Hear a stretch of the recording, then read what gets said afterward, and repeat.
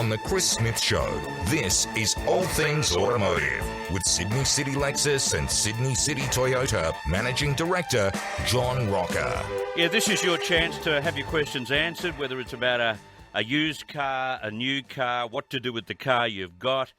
Maybe there are aspects of insurance and registration you'd like to have clarified. Servicing, 131873 is the telephone number. Maybe you've been offered some kind of payment or repayment deal from a retailer that you just don't understand. Well, the man who does understand it all is a fellow who's worked for many, many brands in the automotive industry, John Roca. John, good morning to you. Chris, good morning to you and your audience. Yeah, I just noticed from some of the advertising that I read this morning from Toyota, you are restocking the floor, are you?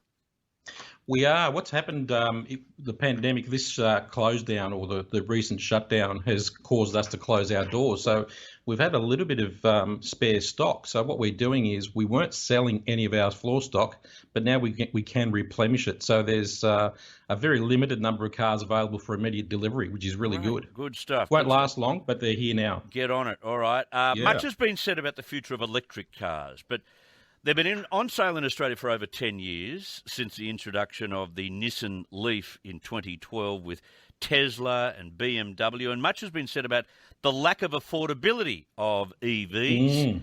What about pre-loved or used EVs? Is this the way to go? Well, there's definitely an opportunity because a lot of people complain that they're sort of out of the market because of the pricing of the cars. And, you know, as it stands today, car companies demand a very large premium for EVs, and that's because it costs a lot of money to develop the technology. So a lot of the prestige brands or luxury brands, if you like, have been sort of leading the way in that regard. But the technology is now being launched by, you know, brands such as MG, Hyundai, Mazda, just to name a few. They're all entering what we call the EV garage against the more exclusive brands. So, you know, BMW, Mercedes-Benz, and of course Tesla that led the way now have some competition below the sort of $50,000 to $60,000 mark, right, as opposed to, you know, $170,000 for a Tesla. So the middle grade brands are starting to enter the market, and this will happen more and more because of the take-up of EV cars in places like the European market. Correct. Look, it's still a very slow burn when it comes to EVs. Globally, the percentage of EV cars sold around the world is 2.2%, so it's still very low. In Australia, it's actually 1.1%. So that is through lack of product, but also, you know, lack of understanding of the product. And I thought we might clear some of that today and give listeners the opportunity to understand that EVs have been around for 10 years now. So you can buy a good EV pre-owned or pre-loved car or used car today at a pretty affordable price. Let's get something out of the way, and this is handy to have Lloyd's call from Penrith on the open line, because this is good to define exactly the difference between some of these cars on the market at the moment. Go ahead, Lloyd. John's listening. Hi, Lloyd. Hi, John. Hi, Chris. How are you? Good. What's the difference between a hybrid vehicle and a plug-in hybrid? That's the first question. Mm-hmm. And which is a better platform for reliability, and where do you see the market going? Okay, so the difference between a plug-in hybrid and a normal hybrid is that a normal hybrid, you don't need to plug it in anywhere. As the vehicle generates power through its conventional engine, it's actually charging the battery. So in my view, a plug-in hybrid is a little bit more difficult and less user-friendly than a non-plug-in hybrid. Why would you plug it in if you don't have to? So in my view, that's why Toyota took the approach that a hybrid without the plug-in was a lot more easier for the consumer and the buyer. Because there's a lack of infrastructure in terms of plug-in servicing. Yeah, also, yeah, and the convenience, Chris. So if you look at the difference between the two, one, you don't need to plug in at all. It basically generates its own power through the conventional engine as it drives and brakes. Right. So why plug it in if you don't have to and have, you know, receive the same sort of economy and fuel saving as well? Lloyd? Does that answer your question, Lloyd? It does to a point. Internally, does the hybrid car, the petrol engine, does it drive it drives the car, but then it powers the battery? Is it the reverse with the plug-in hybrid? Yeah, the plug-in hybrid starts. Yeah, That's right, Lloyd. So you start with the vehicle driving to a certain mileage. You might get sort of, let's call it 80 kilometres out of the electric engine, and then it switches over to your conventional engine if you need to top up or get home. So that's where your plug-in works.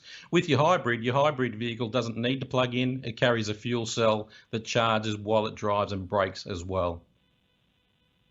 All right. Thank you very much for that. Good on you, Lloyd. Pleasure, Lloyd. Thank you. Good first question. We'll take a break, come back with John Roca and all things automotive and your calls on 131 873. It's 1:45. Traffic. Hear every show anytime. Click on audio at 2gb.com. At Dobroyd Point, the early smash on Water Street and Waratah Street has just been cleared. It was affecting westbound traffic at one stage. Now, we've got a police operation on all roads around the city, including at Enmore, Mascot, Zetland, St Peters, Paddington, Camaray and Roselle. Police are diverting and directing traffic at all those sites. And at Wiseman's Ferry, we've still got major headaches after yesterday's truck smash on Old Northern Road and River Road. Diversions are in place. I'm Dennis Lee on Sydney's Traffic Leader, 2GB. We fell in love at the sweaty pub rock gigs of the 80s. Cut our teeth on the Angels and banged our heads to Akadaka. That's when Aussie rock ruled. Smart artist memorabilia have captured the spirit of this great era with digitally restored classic rock posters. They were cool back then. Rare and iconic now. Order now for Christmas and let there be rock. Check your favourite bands at smartartistmemorabilia.com.au. Well, Sydney City Lexus is running out two of their most popular models, the IS Sport Sedan and best-selling medium-sized NX SUV. This is your final opportunity to own an award-winning Lexus IS or NX, and that includes 3 years, 45,000 kilometres, complimentary scheduled servicing. And mention the Chris Smith Show, and John Roca will add a magnificent Lexus picnic set that needs to be seen to be believed. They are brilliant, but you'll need to be quick. You can purchase your new Lexus at sydneycitylexus.com.au in the safety and comfort of your own home via their contactless click, call and collection service. They'll even finance and deliver it to your door COVID-free. Conditions apply. Visit sydneycitylexus.com.au, your online home of Lexus. At Coles, we're doing everything we can to keep our community safe. There are extra team members in store to help you check in safely or shop online with contactless click and collect. We'll deliver your groceries right to the boot of your car. It's all to help you shop safe at Coles. Last chance to spring into savings with Norwegian Cruise Line. Book today with NCL's flexible cancellation policy and save on 2022 cruises. Enjoy a free beverage package and much more. Choose from over 300 destinations and discover the wonders of Europe. Relax in paradise in Hawaii or sail closer to home with a New Zealand cruise. Visit ncl.com, call your travel agent or phone 1300 Cruise. Hurry, offer ends September 30. Conditions apply. Norwegian Cruise Line. Sail safe, feel free. As a busy mum, I still need to take care of the grocery shopping and run errands for my family. But for my health and the health of my family, I need to make sure I'm protected. That's why I use the Aussie-owned and made P2 face mask from PPE Tech. I like that the P2 face mask is high quality, and while it sits snug on my face, it's still really comfortable to wear.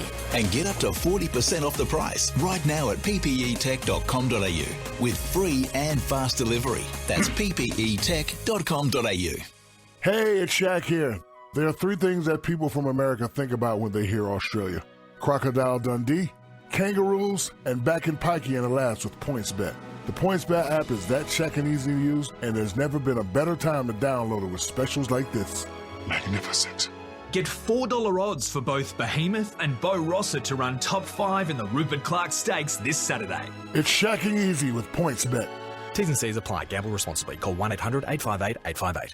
The Chris Smith Show on 2GB for footy fever time at Bingley. Huge deals on TVs. Perfect time to upgrade with 30-minute click and collect. Bingley.com.au. 12 to midday, just before we get back to John Roca and your calls. Mark has phoned through from Bass Hill. You've got a police operation where you are, Mark, do you? Yeah, Chris, can you hear me? Yep. Yeah, I just pulled out of Bass Hill Plaza and I was actually parked in the pub car park there, and there's about 15 or 20 SWAT squad guys walking behind me, waved me out kindly, and then there were 2 or 3 bus loads pulled up of the sort of Toyota minibus loads, full of them, and a couple of cameramen, and I asked the cameraman what's going on, and they said that there's a protest expected there for the lockdown. I didn't see any activity of that. Protest in Bass Hill? Or was yeah. it, or were there 2 busloads there stopping at Bass Hill on their way to another location maybe? No, these guys were, I was parked in the car park and they waved me out. So they backed me up and put me on my way and wandered through, and there were a couple of cameramen there with still cameras, and so they've obviously got the heads up of something going on. Yeah, right. And I asked them, and they were kind enough to inform me that there's some protest about the lockdown. Okay, so do you think there are enough police there to control them? I have no idea how many people are coming. I don't know how many is in the plaza. Okay. But as I said, there's another, the Toyota minibus is like 22, 23 people. Yep. There's 2 loads of them pulled up, and then there's a number of police cars hovering around as well. So I don't think they'd sort of action something like that without any sort of advice or any forward knowledge. So. All right. Okay, that's quite curious. Good on you, Mark. Thank you very much for that eyewitness report. And we've got our 9 News reporters on the scene at Sydney Park where there was supposed to be a similar rally, but we'll get some clarification on that in the next 10 minutes and do something after midday. 131873, we're talking all things automotive. Richard has a question for you in Melbourne. Go ahead, Richard. Oh, yes. Hello, John. I've got a 20-year-old Volkswagen Golf. It's only done 98,500 kilometres. I can no longer drive it, so how would I be able to sell it, do you think?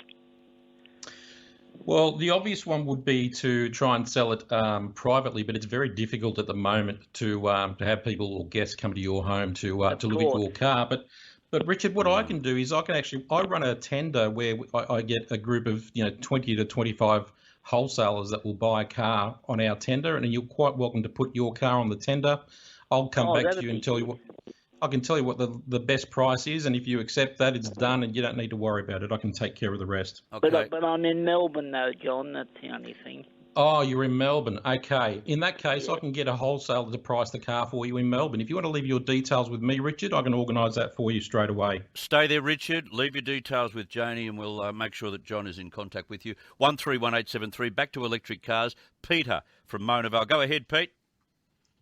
Oh, John and Chris, yeah, they've just put the first charging. You're a good man for looking after that gentleman too, John. Thank you, Peter. There's a new charging station in Mona Vale, but I'm telling you, it's just in the wrong spot. People don't realise when they see the size of these things, it's huge. They put it over an existing substation. Right. Well, there'll be no shortage of power. So isn't that hilarious and really difficult to access, Peter? John, Chris, there's a spot there. They've made it that small you could hardly fit an M3 in there, let alone a new 300 Land Cruiser.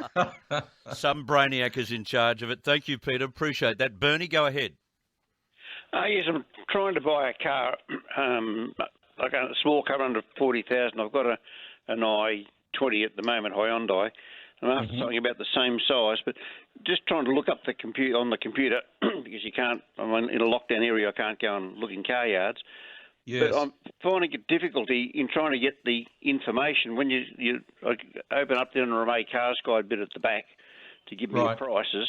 But when you're trying to get more detailed information, you put in a brand, a car, and even the model you want, and they just seem to waffle on trying to shove everything else at you rather than the information that you're looking for. Right. So how do you get it?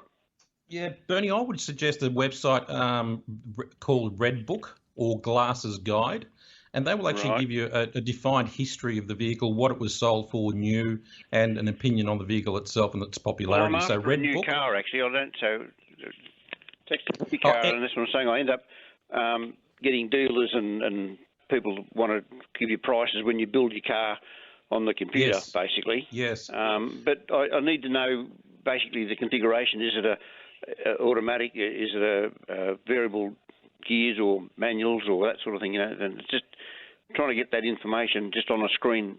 I got it with Volkswagen on one to actually give me the dimensions and that, but other cars, and I'm sort of I'm not particularly concerned with which car it is. I'm just trying to get one that's going to do the things that I want it to do.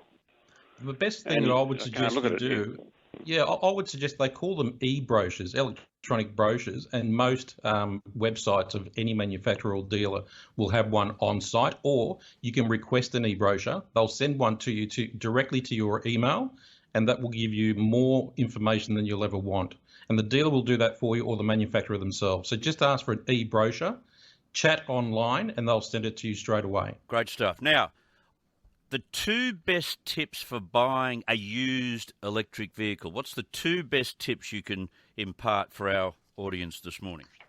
So the first one, Chris, would be do not buy something that's a grey import. Make sure you buy something that is or was sold new in Australia. That would be my very first one. Right.